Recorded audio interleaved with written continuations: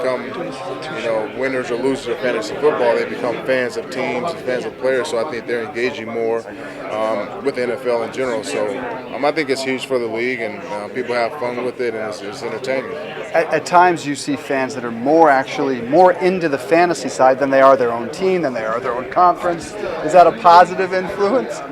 It just depends on how you look at it. It depends on how you look at it. And at the end of the day, they just want to have fun. They obviously want to win, whatever league they're playing in or whatever, So I don't mind it. I understand it's like the football game is a game to me. I love it, So I'm passionate about it. They love and they're passionate about fantasy football, so it's good. And just like real football, sometimes you have to do some blocking when it comes to fantasy. Talk about some of the negative interactions you have. Yeah, you get a couple of negative people here and there, but at times you got to ignore it or you just block them. You made some people a lot of money this past fantasy football season. Have you heard from some of those folks, and would you tell them you're the number one pick in the fantasy draft next season? I haven't heard from any of them. I'm still waiting on my cut. So, hopefully I can get a check here soon if we're helping them win. What is your anticipation for the future? Do you want to be back in Dallas for the rest of your career? I just haven't really thought about it, too much. Like I said, the season is, freshly ended. So, like I said, I'm just taking this time to relax, enjoy my family, and then we'll see what happens.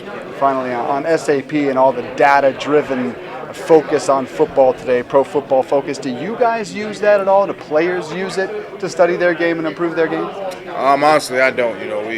We have so many different scouts and film studies that we do. I think that we have a good idea, a good thing going as far as how we can get better, how we can see other teams and players. And lastly, Marshawn Lynch has been a big story all week long. What would be your advice to him in terms of handling the media, dealing with the media? You seem to do it so seamlessly. Yeah, I think he's his own person, and he's a grown man, and a lot of respect for him. He's a good guy. I've had the chance to talk to him, and it's up to him. What he wants to do. Are people getting the wrong impression of him, do you think?